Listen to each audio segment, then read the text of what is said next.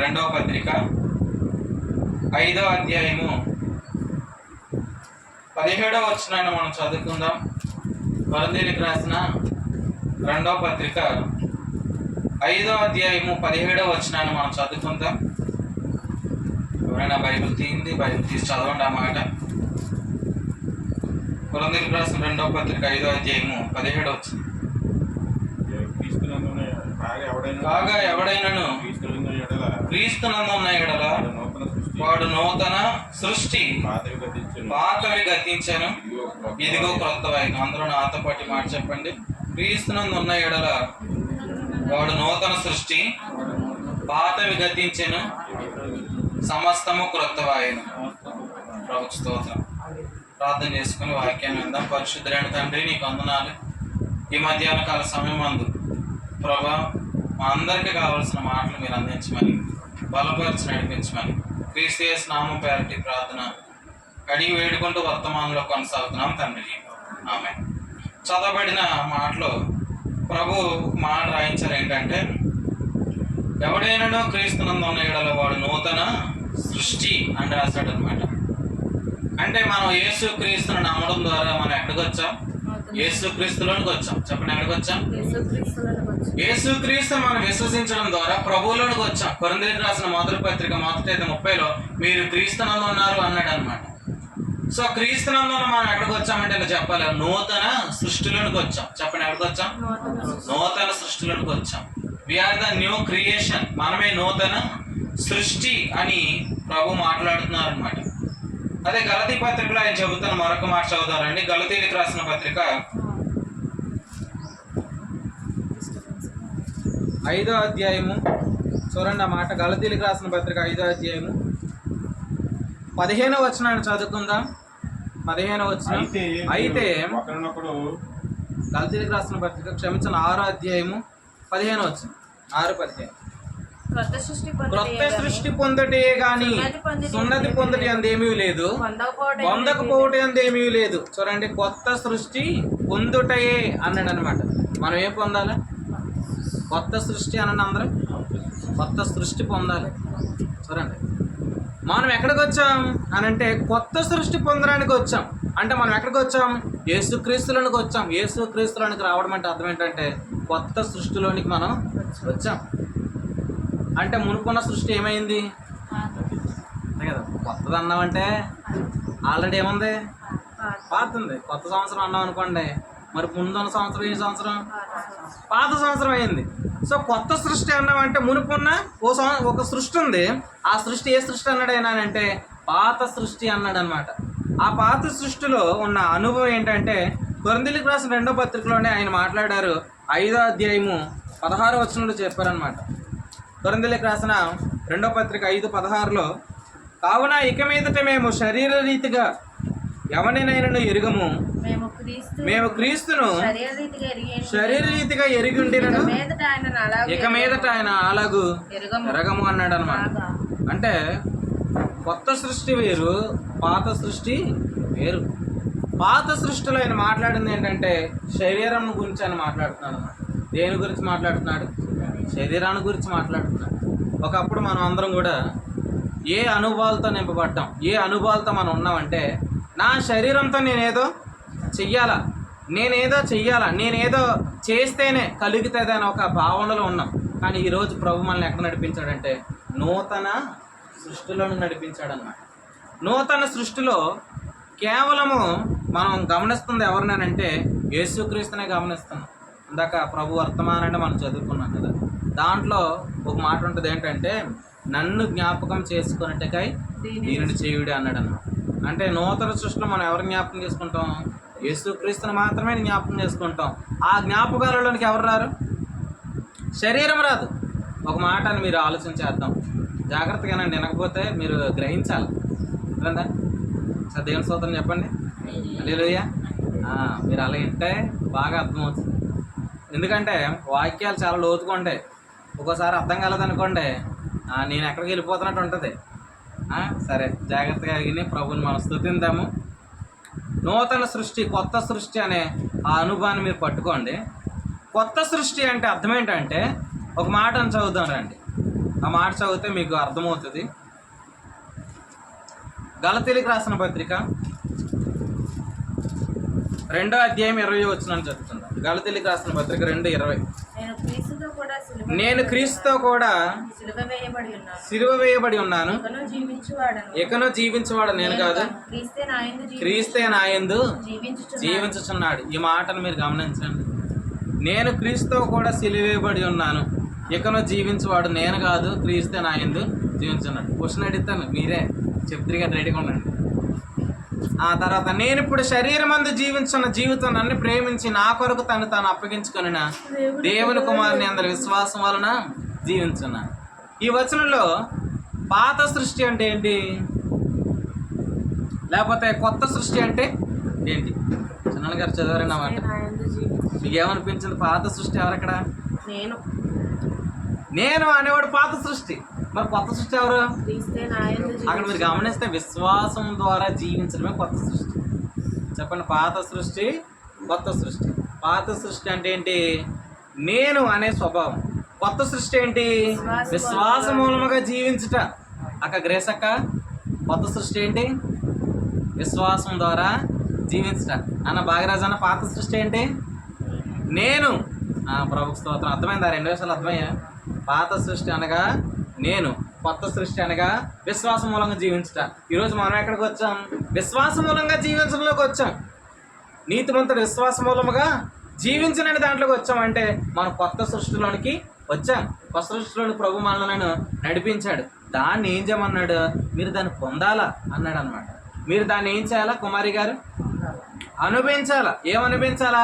పాత సృష్టినే, కొత్త సృష్టినే? కొత్తదాన్ని. మరి పాతది లేదుగా. పాతదాన్ని ఆయన ఏం చేశాడు? తీసివేశాడు అన్నమాట. నేను అనేవాడు ఇప్పుడు లేడు. కేవలం ఇప్పుడు ఎవరన్నా మనం చూడడానికి వచ్చాం? ప్రభుని చూడడానికి వచ్చాం. మనం ఏం చేయడానికి వచ్చాం? విశ్వాసం మూలంగా జీవించడానికి వచ్చాం. అందుకే పాతవి ఏం చేయమని గతించిపోయా అన్నాడు అనమాట. ప్రభుకు స్తోత్రం. ఇప్పుడు 2026 గురించి మనం ఆలోచించాలా? ఇది ఏ సంవత్సరం? 2026. 2026 గురించి ఆలోచిస్తారు. 2025 గురించి ఆలోచించిన అవసరం లేదు. అర్థమైందండి? 26 గురించి ఆలోచించండి. 25 గురించి కొత్త సృష్టి గురించి ఆలోచించండి. పాత సృష్టి గురించి మనం ఏం చేయగలదు? ఆలోచించగలదు. ఎందుకనంటే క్రీస్తునందు ఉన్నవాడు నూతన సృష్టి. ఒక మాటను నేను జ్ఞాపకం చేస్తాను, జాగ్రత్తగా. ఈరోజు మన శరీరంలో లేనట్లు జీవించే అనుభవంలో ప్రభు మనల్ని నడిపించాడు అనమాట. ఎందుకంటే ఒక మాటను, ఒక విషయంలో మనం నిశ్చిత తెచ్చుకోవాలి. ఏంటి? నాలో పరిశుద్ధాత్మ దేవుడు ఉన్నాడు. చెప్పండి, మనలో ఎవరున్నారు? పరిశుద్ధాత్మ దేవుడు ఉన్నాడు. అసలు పరిశుద్ధాత్మ దేవుడు ఉన్నాడనే విషయంలో మనకి ఏముండాలా? సంపూర్ణ నిశ్చయత అన్నాడు. విశ్వాస విషయంలో సంపూర్ణ నిశ్చయత మనకు ఉండాలి. కన్ఫర్మేషన్ ఉండాలి. టిఫిన్ చేశారా? చెప్పండి, ఏం టిఫిన్? దోశ తిన్నారు. ఇప్పుడు ఆవిడ ఎంత కన్ఫర్మేషన్గా చెప్పింది మేము దోశ తిన్నామని. పరిశుద్ధాత్మ దేవుడు ఉన్నాడు. ఎందుకు కూడా అలా చెప్పాలి? ఎప్పుడు వచ్చాడు పరిశుద్ధాత్మ దేవుడు? నేను యేసుక్రీస్తు నమ్మినప్పుడు ఆయన నాలోనికి వచ్చాడు. ఎప్పటి వరకు ఉంటాడు? విమోచన దినం వరకు ఉంటాడు. ఈ వివరాలన్నీ కూడా ఏంటనంటే ఆయన నాలో ఉన్నాడని ఒక నిశ్చయత. హల్లెలూయా. ఈరోజు మనం అందరం కూడా ఆయన ఆత్మ నాలో ఉన్నాడని ఒక నిశ్చయతలోనికి మనం వచ్చామన్నమాట. ప్రభు స్తోత్రం. లేకపోతే ఒకప్పుడు ఉన్నాడో లేడో అనే డౌట్. కానీ ఇప్పుడు ఆయన నాలో ఉన్నాడు. ప్రభు స్తోత్రం. హల్లెలూయా. అయితే అలా అంటాను, ఆయన నాలో ఉన్నాడు అని అంటే కొత్త సృష్టి ఎక్కడ ఉంది? ఇప్పుడు నాలో ఉంది. భాగరాజు అని చెప్పండి, కొత్త సృష్టి ఎక్కడ ఉంది? మీలో ఉంది. అంతే కదండి? కొత్త సృష్టి మీలో ఉందని అంటే ఎలా చెప్పనా? అసలు పరలోకంలో నుండి తెచ్చారండి ఈ సృష్టిని. ఎక్కడ తెచ్చాడు? ఒకసారి పేతురు గారు రాసిన పత్రిక చదవండి. పరిశుద్ధాత్మతో ఎక్కడి నుంచి వచ్చాడు?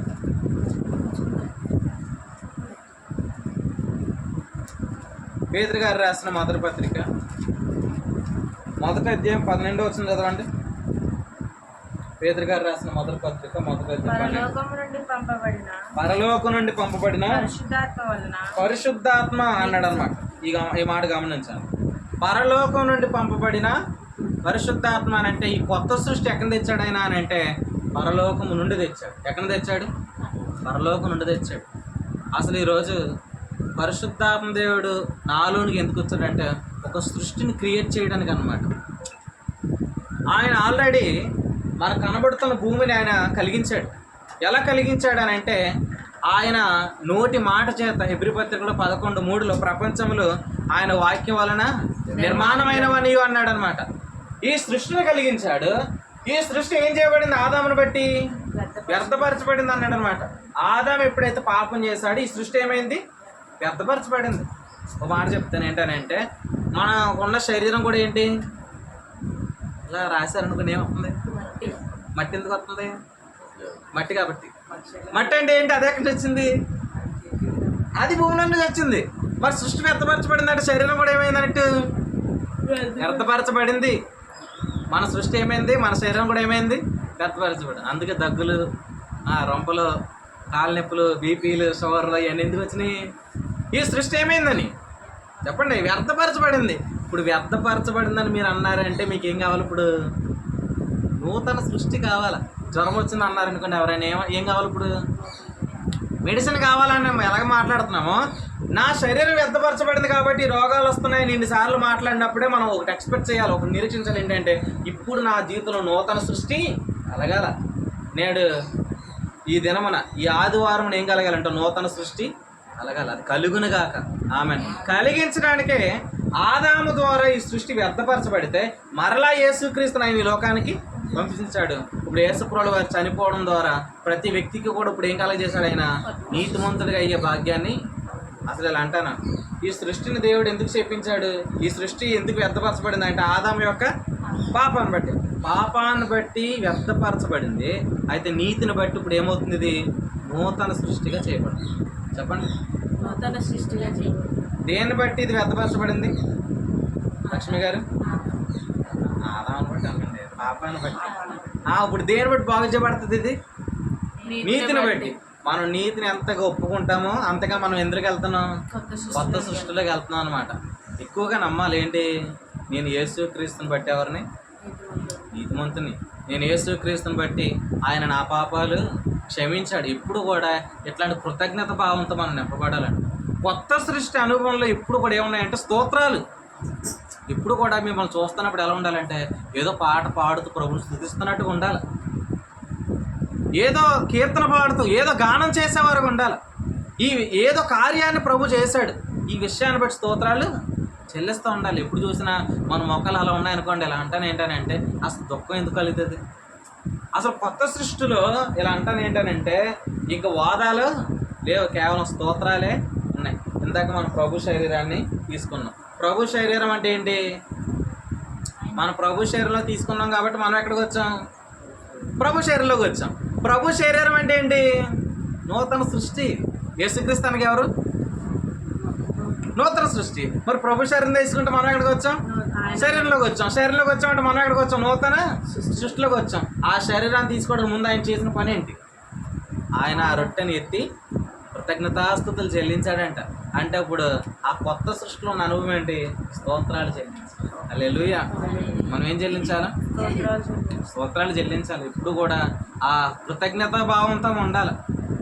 ఎందుకంటే లేదనే భావన ఇంక లేదండి. కొత్త సృష్టిలో ఏం లేదంటే ఇంక లేదనేది లేదు. అసలు వాదాలకి ఇవన్నీ ఒకసారి చూడండి. రోమిలికి రాసిన పత్రికలో మీరు చదవండి. రోమిలికి రాసిన పత్రిక 1వ అధ్యాయము, త్వరగా తీయండి. రోమిలికి రాసిన పత్రిక 1వ అధ్యాయము 21వ వచనాన్ని చదువుకుందాం. రోమిలికి రాసిన పత్రిక 1వ అధ్యాయం 21. మరియు వారు దేవుని ఎరిగియు ఆయన దేవునిగా మహిమపరచలేదు, కృతజ్ఞతాస్తుతులు చెల్లింపను లేదు, కానీ తమ వాదముల యందు వ్యర్థులైరి అన్నాడు అనమాట. అంటే కృతజ్ఞతాస్తుతులు ఎక్కడ లేవు, అక్కడ ఏముంటాయి? వాదాలు ఉంటాయి. ఏముంటాయండి? కొంతమందికి ఏదో గొడవ పెట్టుకోకపోతే మనసు ఒప్పదన్నమాట. ప్రాణం కుదురుగా ఉండదు, ఏదో కూడా పెట్టుకోవాలి. లేకపోతే ఏదో మాట ఎవరినైనా అనకపోతే నాలుక కొంతమంది పీకుతూ ఉంటుంది అన్నమాట. వాదాలతో నిండిపోయారు. ఇంట్లో ఉంటేనేమో భర్తతో వాదన, భార్యతో వాదన, పిల్లలతో వాదన. పోనీ ఇంటి నుంచి బయటికి వెళ్తేనేమో ఇంటి వాళ్ళతో వాదన. ఇంకెప్పుడు కూడా ఇంట్లోనే వాదనలే, బయట వాదనలే. కానీ అంటే వాళ్ళ జీవితంలో వాదనలు ఉన్నాయంటే ఏం లేవని? శారం గారు, ఏం లేవని? కృతజ్ఞతాస్తుతులు లేవని. చెప్పండి, ఏం లేవు అంటే అలా చెప్తాం. కృతజ్ఞతాస్తుతులు ఉన్న చోట వాదనలు ఉండవు, వాదనలు ఉండే చోట కృతజ్ఞతాస్తుతులు ఉండవు. వాదనలు ఎక్కడ ఉంటాయి అని అంటే మీరు చదవండి ఒకసారి నిర్గమాకాండం 17వ అధ్యాయం. అంటున్నారు అందరూనే, విననట్లు ప్రభు సహాయం చేయను గాక. ఆయన సహాయం చేస్తేనే మనం వినగలుగుతాం, లేకపోతే మనం వెళ్ళిపోతాం. మన ఎక్స్ప్రెస్ ఇంకో చోటికి వెళ్తుంది. మన గమ్యాన్ని చేరుతుంది కాక అద్దరికి చేరుతుంది కాక. నిర్గమాకాండం 17:1. తరువాత ఇశ్రాయేలుల సర్వ సమాజము యెహోవా మాట చెప్పున తమ ప్రయాణములలో సీను అరణ్యము నుండి ప్రయాణమైపోయి రెఫీదీములో దిగిరి. చదవండి.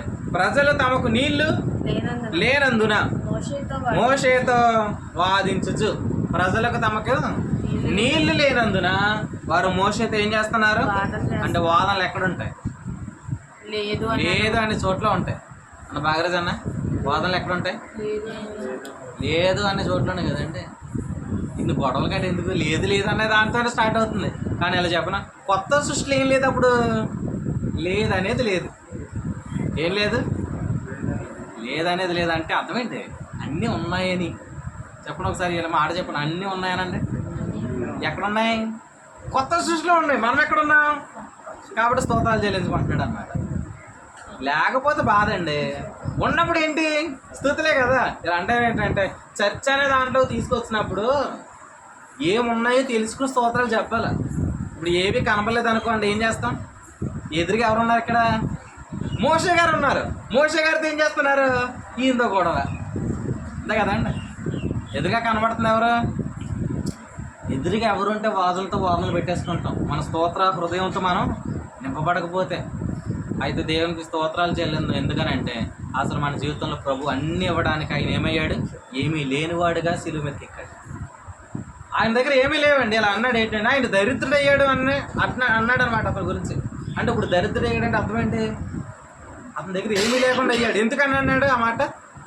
మనలను ధనవంతులుగా చేయడానికి ఆయన ఏమయ్యాడు అంటే ఇప్పుడు ఈరోజు ఆయన ఎందుకు లేనివాడిగా చేయబడ్డాడనంటే నా జీవితాలు అన్నీ కలగట చేయడానికే. ప్రభు స్తోత్రం, హల్లెలూయా.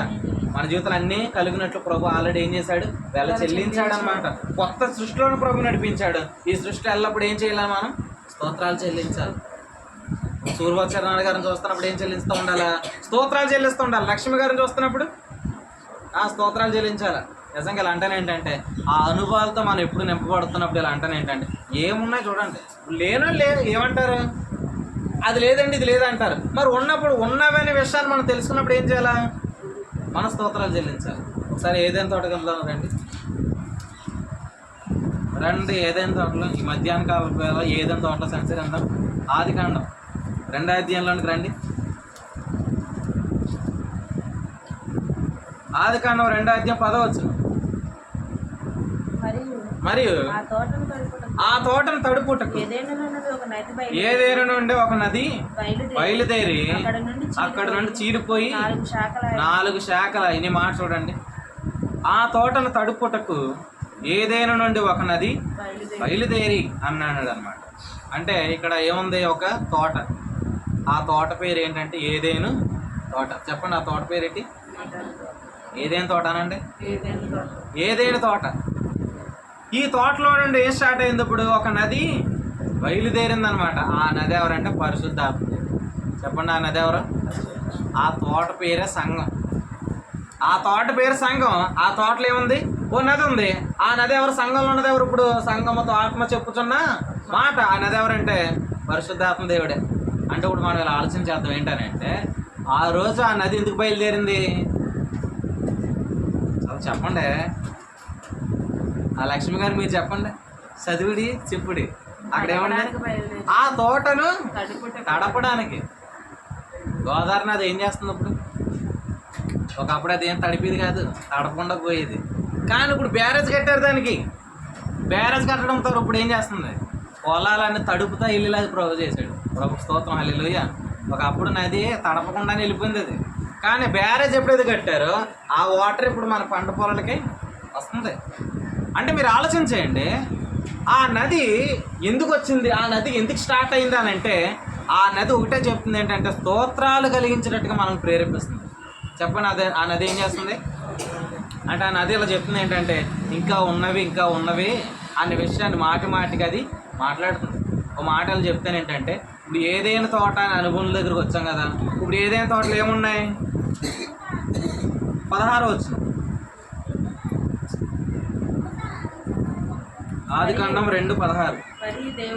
మరియు దేవుడైన యెహోవా ఈ తోటలోనున్న ప్రతి వృక్ష ఫలములను నీవు నిరభ్యంతరముగా తినవచ్చును. ఏమన్నాడు ఆయన అంటే, ఆయన ప్రతి ఫలవృక్షములు అన్నాడు అనమాట. అంటే తోటలు ఏమున్నాయి? ఫలవృక్షాలు ఉన్నాయన్నమాట. అంటే ఎన్ని చెట్లు ఉంటాయి? ప్రతి చెట్టు అన్నాడు అని అంటే మీరు ఆలోచించండి, చాలా చెట్లు ఉన్నాయి. అంటే నేను ఎలా చెప్తాను, దాంట్లో కొన్ని చెట్లు మాట్లాడుకుందాం. మనకు తెలిసినవి ఏం మాట్లాడతారు? మీకు తెలిసిన చెట్లు చెప్పండి. చెప్పండి, ఏ చెట్లు తెలియదండి మీకు? ఒకటే, ఒక్కొక్కరు కూడా చెప్పండి అన్నాను కదా. మీరేం చెప్తారు? మామిడి చెట్టు చిన్నాడు కదా, మీరు చెప్పండి. బత్తాయి చెట్టు అన్నారు, దానిమ్మ చెట్టు మరి కదా. ఏదేం చెట్ట? దేవుడు బాబుగా దీవించరు కాక. ఏవో ఆ చెట్టు ఎక్కడ ఉన్నా మరి కొత్తగా నేను కనిపెడతాను. ఇప్పుడు గూగుల్ సెర్చ్ చేద్దాం. చెప్పండి సత్యవతి గారు.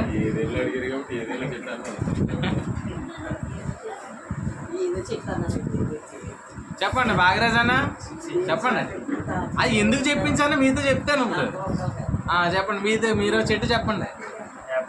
యాపిల్ చెట్టు అన్నారు, అంటే జామ చెట్టు అన్నారు, నేరేడు చెట్టు అన్నారు.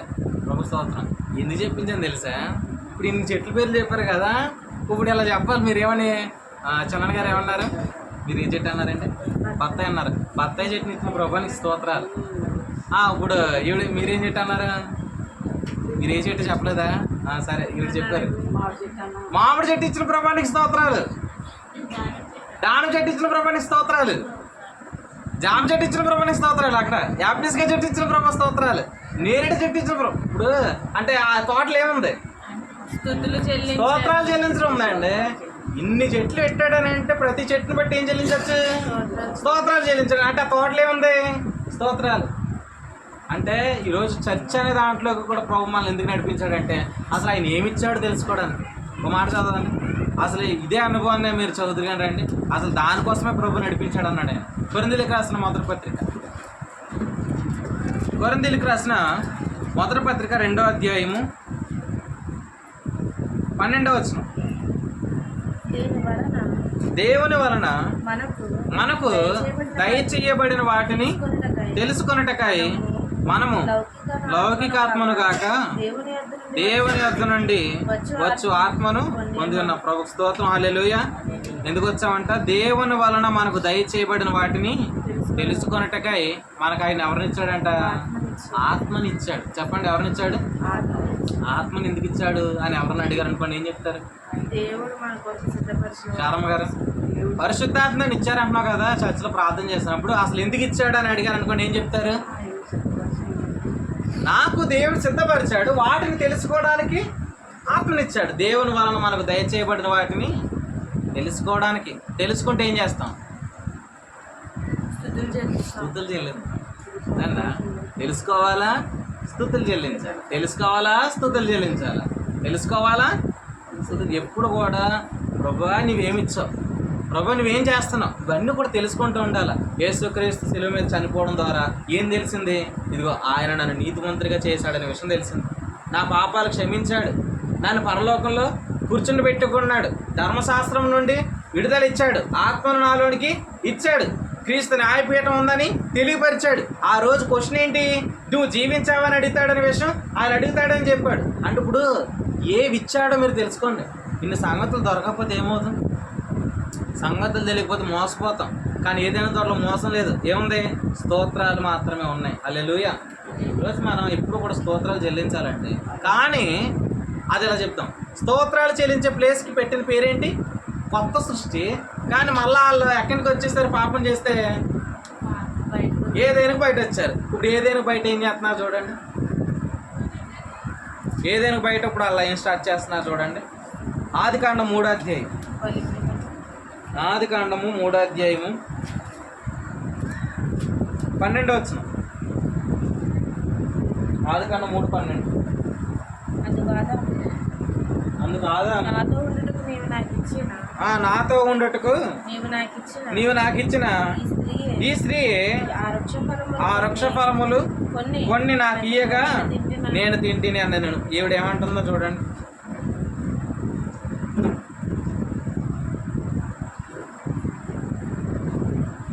చూడండి, అందుకు ఆదాము నాతో ఉండుటకు నీవు నాకు ఇచ్చిన ఈ స్త్రీయే ఆ వృక్ష ఫలములు కొన్ని నాకు ఇయ్యగా నేను తింటినానని అన్నాడు అనమాట. ఆదామా నువ్వు ఎందుకు తప్పు చేసావని అడిగితే ఆయన ఏం చెప్తున్నాడు? తప్పు నాది కాదు, తప్పు ఎవరిదే? కొన్నిసార్లు మన మీద ఇట్టుకోం తప్పులు, ఏమంటాం? తప్పు నాది కాదండి, ఎవరిది? ఎవరో ఒకరి పేరు చెప్పి మనం అక్కడి చేంజ్ చేయాలనుకుంటాం, తప్పించుకోవాలనుకుంటాం అంతే కదండి. ఎందుకంటే ప్రార్థన చేస్తలేదని అంటే ఆవిడ చాలా ఇబ్బంది పెడుతుందండి, వీళ్ళు అలా చేస్తున్నారండి అని చెప్తాం, కానీ మన మీద ఎప్పుడు పెట్టుకోం. కానీ ఒక మాటలు చెప్తాను, నువ్వు ఎందుకు తప్పు చేస్తున్నావు అని ఆదాముని అడిగితే ఆదాము ఏమన్నాడంటే, నీవు నాకు ఇచ్చిన ఆ స్త్రీయే ఆ వృక్ష ఫలాలు నాకు ఇచ్చింది, నేను తిన్నాను. పోనీ మీరే చెప్పుడు, తప్పు ఎవరిదే? అవ్వదా ఆదాముదా?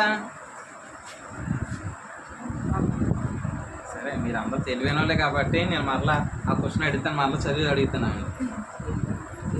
అందుకు ఆదాము నాతో నుండుటకు నీవు నాకు ఇచ్చిన ఈ స్త్రీ ఆ వృక్ష ఫలములు కొన్ని నాకు ఈగ నేను తింటిని. నువ్వు తప్పు ఎందుకు చేసావని అడిగితే ఆయన ఏం చెప్పాడు? తప్పు హవ్వ నాకు పండ్లు ఇచ్చింది, నేను తిన్నాను అని అన్నాడు అనమాట. ఇప్పుడు మీరు చెప్పండి, తప్పు ఎవరు చేశారు? ఆదాము చేశాడా, హవ్వ చేసిందా? హవ్వ అన్నారు. ముందుగా మీరు చెప్పండి.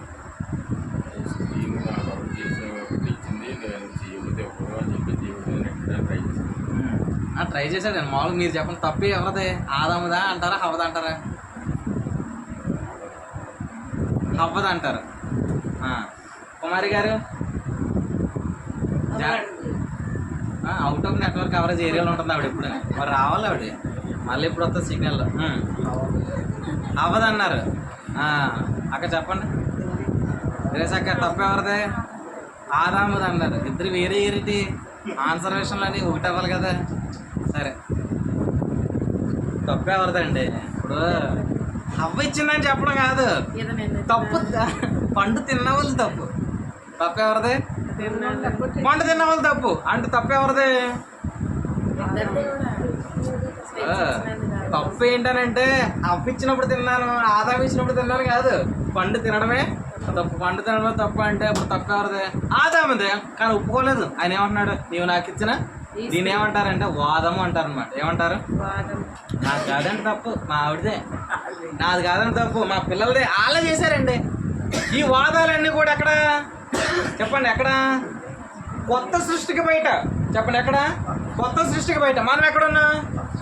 కాబట్టి ప్రభు మనతో చెప్తున్నాడు ఏంటంటే, మీరు స్తోత్రాలు చెల్లించండి. లోపల ఉన్న వాళ్ళందరూ ఏమంటారు? వాళ్ళు ఎప్పుడో కూడా ఈ వాదాలతో నింపబడతారు. తప్పు నాది కాదండి, మా ఆవిడదే. అందుకు ఇప్పుడు ఏమవుతున్నాయి వివాహాలు? అందుకే ఈరోజు ఎన్ని వాదాలతో నిండిపోయిన వివాహాలు. కానీ ప్రభు స్తోత్రం, మన ఫ్యామిలీలు అలా కాదు. కొత్త సృష్టిలో ఫ్యామిలీస్ అలా కాదు. అసలు ఫస్ట్ మ్యారేజ్ ఆయన దేని బట్టి జరిగించాడంటే ఆ కొత్త సృష్టిలోనే నడిపించాడు అనమాట. ప్రభు స్తోత్రం. ఈ బ్యూటిఫుల్ ఫ్యామిలీ. అక్కడ ఉన్న ఫ్యామిలీ ఎవరు? ఆదాము, హవ్వ. అసలు మాట చెప్తాను ఏంటంటే, వాదాలు లేవండి. వాదాలు ఎప్పుడుంటే తప్పులు చూస్తేనే ఉంటాయి, కానీ ఆదాము వాళ్ళ తప్పులు కనబడవు. ఎందుకు చూడండి, ఆదికాండం 2వ అధ్యాయంలో వారు నూతన సృష్టిలో వారు ఏం చేస్తున్నారు చూడండి. 25 ఆదికాండం 2:25. ఆదికాండం 2:20. అప్పుడు ఆదామును అతని భార్య వారిద్దరు దిగంబరులుగా నుండిరి, అయితే వారు సిగ్గు ఎరగక ఉండిరి అన్నాడు అనమాట. వారు ఎలా ఉన్నారంట? దిగంబరులుగా ఉన్నారు. కానీ ఒక మాట అడుగుతాను చెప్పండి, వారు దిగంబరులు అనే విషయం వాళ్ళు తెలుసా? చెప్పండి భాగరాజ్ అన్న. తెలిస్తే మంచిదా, తెలియకపోతే మంచిదా? తెలుసుకోవడం మంచిదా, తెలియకపోవడం మంచిదా? తెలియకపోవడమే మంచిది. అందుకే కింద క్వశ్చన్ ఏంటి? నీవు దిగంబరు అని నీకు తెలిపిన వాడు ఎవడు? ఎందుకు అడిగాడు ఆయన? అసలు ఆదాముకి ఆ దిగంబరుడు అని తెలియడం ఆయనకి ఇష్టం లేదు. అంత కొత్త సృష్టిలో ఉన్న అనుభవం ఏంటి? కొత్త సృష్టిలో ఉన్న అనుభవం ఏంటంటే నేను శరీరంలో ఉన్నవాడును కాను. చెప్పండి, నేను శరీరంలో ఉన్నవాడును కాను. కొన్నిసార్లు శరీరంలో ఉన్నాను ఇన్నిసార్లు మాట్లాడుతున్నారు, కానీ అసలు బైబిల్ అని చెప్పిన మాట ఏంటి తెలుసా? మీరు ఆత్మ మీద ఉన్నవారే కానీ శరీరం మీద ఉన్నవారు కారు. అసలు ఆత్మ మీద ఉన్నామే అనే విషయమే చెప్తున్నాడు తప్ప మీ శరీరంలో ఇది మనం తెలుసుకోవడం దేవుడు చెప్తాం. వాదాలు ఎందుకు వస్తాయంటే నేను శరీరంలోకి వచ్చానని అనుకున్నప్పుడే, కానీ నేను ఆత్మ మీద ఉన్నప్పుడు ఏముండవు, వాదాలు ఏముంటాయండి? శారమ్మ గారు, స్తోత్రాలు చెల్లించండి. మీ చుట్టూ ఉన్న వాటిని బట్టి స్తోత్రాలు చెల్లించండి. ఆరోగ్యం ఇచ్చిన ప్రభువునికి స్తోత్రాలు, సూర్యుని కలిగించిన ప్రభువునికి స్తోత్రాలు, చంద్రుని కలిగించిన ప్రభువునికి స్తోత్రాలు, సముద్రాలను కలిగించిన ప్రభువునికి స్తోత్రాలు. చుట్టూ ఉన్న వాటిని బట్టి నువ్వు స్తోత్ర హృదయంతో నింపబడాలి, కానీ ఎప్పుడు ఏదో లేదు అని అనుకుంటున్నావు. అట్లా కాదు. ప్రభా భాగరథాన్ని ఇలా అనుకోవాలి, ఏమనుకోవాలా? ప్రభు మంచి భార్యని ఇచ్చావు నీకు స్తోత్రాలు, మంచి అత్తమావలు ఇచ్చావు నీకు స్తోత్రాలు, త్వరలోనే నువ్వు ఒక కార్యం చేయబోతున్నావు నీకు స్తోత్రాలు. కుమారి గారు ఏమనుకోవాలా? ఆరోగ్యాన్ని ఇస్తున్నావు ప్రభు నీకు స్తోత్రాలు, మంచి కొడుకుని ఇచ్చావు, మనవల్ని ఇచ్చావు, కోడల్ని ఇచ్చావు నీకు స్తోత్రాలు. ఇదిగో ప్రభా, ఇదిగో ఇంత గొప్ప సృష్టి నా కొరకు కలిగించావు, నీ కుమారుడైన యేసుక్రీస్తు నాకు ఇచ్చావు, నాలో ఆత్మను ఇచ్చావు, నన్ను నీతిమంతులుగా తీర్చావు, నా పాపాలు క్షమించావు, పరలోకంలో కూర్చొని పెట్టాలని విషయం నాతో చెప్పు. ఇప్పుడు కూడా ఎట్లాంటి ఇవన్నీ మర్చిపోతున్నాం, ఇవన్నీ మర్చిపోయి ఎక్కడికి వెళ్ళిపోతున్నాం? అదిగోండి, ఈ విషయంలో ఎంత వివాదం జరుగుతుంది. వివాదాలు కాదు, నువ్వు ఎక్కడికి వచ్చారు వెంటనే ఏదైనా తోటకు వచ్చారు. ఆ రోజు వారు పాపం చేసినందున ఏదైనా తోట నుండి బయటకు వచ్చేసారు. కానీ ఈరోజు ప్రభు ఏం చేశారు? పాపాన్ని బట్టి వారు కొత్త సృష్టిని బయటకు వస్తే ఆయన నీతిని ఇచ్చి మరలా ఎక్కడ తీసుకెళ్ళాడు? ఏదైనా లోపల తీసుకెళ్ళాడు. అంటే ఎక్కడ తీసుకెళ్ళాడు? స్తోత్రాలు చెల్లించే ప్లేస్కి. అందుకే ఈరోజు మనం చర్చికి వచ్చి ఏం చెల్లిస్తున్నాం? ప్రభు శరీరానికి ముందు ఏం చేయాలండి? స్తోత్రాలు చెల్లించాలి. ఎందుకు చెల్లిస్తున్నాం? ఆ సృష్టి, హల్లెలూయా, ఆ సృష్టిని బట్టి మనం స్తోత్రాలు చెల్లించాల్సిన వారమై ఉన్నాం. ప్రభు ఇటు అనుభవాన్ని ఇచ్చాడు, అందుని బట్టి ప్రభుని మీరు స్తుతించండి. ఇంకో విషయం చెప్పండి, నేను ముగిస్తాను. ఏంటనంటే, ఈనాడు మన జీవితంలో సమస్తం ఉన్నదని ఒక అనుభవం దగ్గర తెచ్చాడు. ఇంకా ఏమున్నాయో తెలుసుకుందామండి. ఇంకా ఏమున్నాయో తెలుసుకోవడం ద్వారా వాటిని బట్టి కూడా మనం ఏం చెల్లించగలుగుతాం? స్తోత్రాలు చెల్లించగలుగుతాం. ఒక మాట చెప్పి నేను ముగిస్తాను రండి.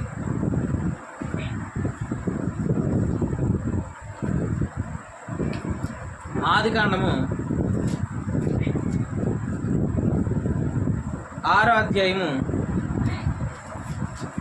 ఆదికాండము 6వ అధ్యాయము ఒకసారి మీరు చూడండి. 21వ వచనం. మరియు తినేటప్పుడు నానా విధములైన ఆహార పదార్థములు కూర్చుకొని నీ యొక్క దగ్గర ఉంచుకొని అవి నీకు వాటిని ఆహారం ఒకసారి 7వ అధ్యాయము అలాగే ఈ వచనం కూడా చదవండి ఒకసారి. 21వ వచనం. అప్పుడు పక్షులేమి మృగములేమి, భూమి మీద పురుగులేమి, భూమి మీద సంచరించిన సమస్త శిశువులేమి, సమస్త నరులేమి చచ్చిపోయేది. ఈ మాటను మీరు గమనించండి.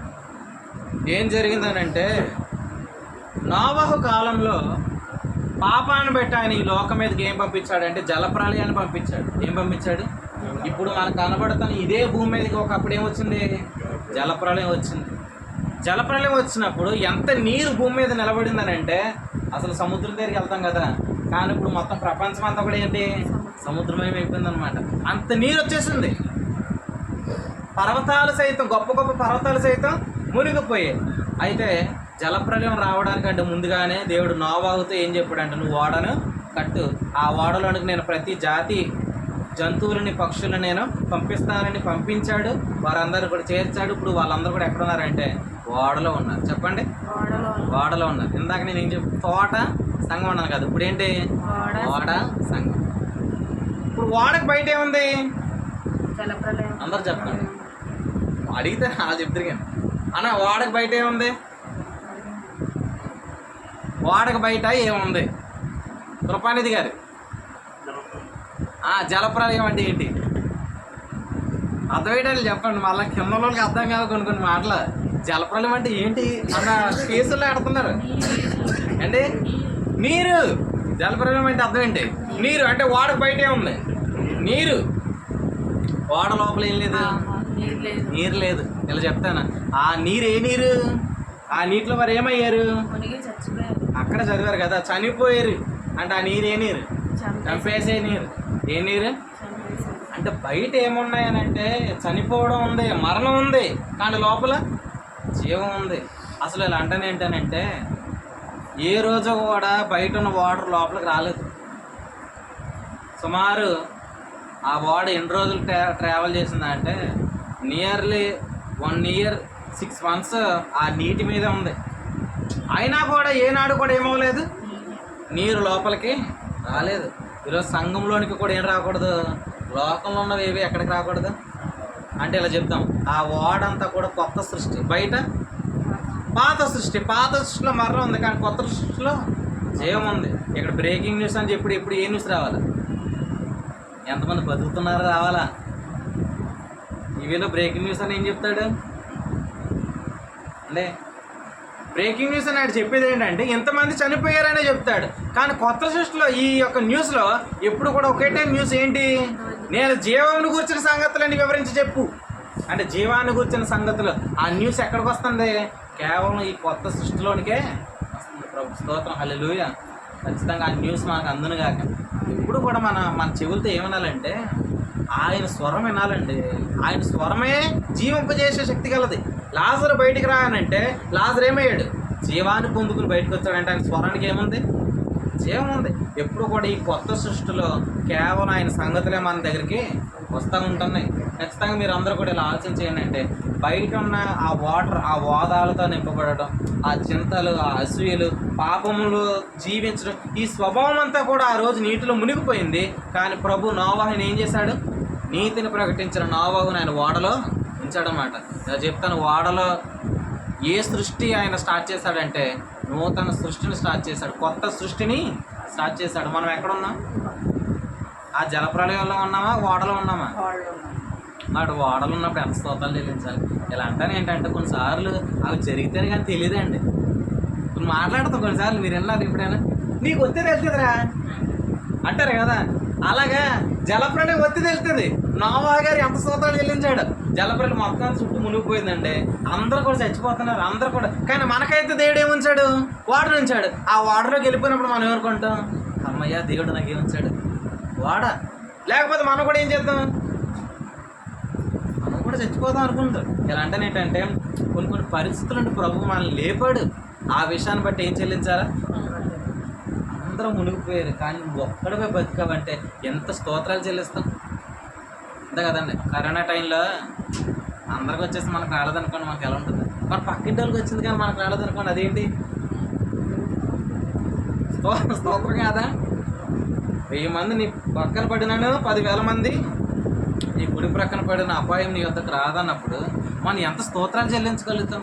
ప్రభా నువ్వు నన్ను ఎంతగా కాపాడుతున్నావు, ప్రభా నువ్వు నన్ను ఎంతగా రక్షిస్తున్నావు. ఈ విషయాలను బట్టి స్తోత్రాలు చెల్లించాలి. కానీ ఇది లేదు, అది లేదు, ఇది లేదు, ఇది లేదు. ఈ అట్మాస్ఫియర్ అంతా వాడకు బయట ఉందా, దాన్ని ఎక్కడ తెచ్చుకోవద్దు, ఇంట్లోకి తెచ్చుకోవద్దు, వాడలోనికి తెచ్చుకోవద్దు, ఏదైనా తోటలోకి తెచ్చుకోవద్దు. కాబట్టి ఖచ్చితంగా ఇటువంటి టైంలో మనం అందరం కూడా చేయాల్సింది ఏంటంటే స్తోత్రాలు చేయాలి. ప్రభు స్తోత్రం, హల్లెలూయా. ఎందుకంటే యుగ యుగములకు ఆయన స్తోత్రార్హుడు, ఆయన రాజు. ఆయన ఎప్పుడు మనం స్తుతిస్తూ ఉండాలి. ఖచ్చితంగా అట్లాంటి స్తోత్ర హృదయాలతో మీరు నింపబడండి. ఏ చింత కూడా ఎక్కడికి రాకూడదు. ఇలా చెప్తాను జాగ్రత్తగానండి. ఒకటి, సంఘంలో ఉన్న నాలోనికి రాకూడదు, ఇక ఎక్కడికి రాకూడదు, సంఘంలోనికి రాకూడదు, నాలోనికి రాకూడదు, సంఘంలోనికి రాకూడదు. కాబట్టి నేనే సృష్టి, నేను ఎక్కడున్నాను ఇప్పుడు కొత్త సృష్టిలో. కొత్త సృష్టిలో ఏం లేవనంటే వాదాలు, వివాదాలు, చెప్పండి, ఇవేమి కూడా లేవు. నేరారోపణలో ఇవేమి కూడా ఎక్కడ లేవు కొత్త సృష్టిలో. స్తోత్రం, హల్లెలూయా.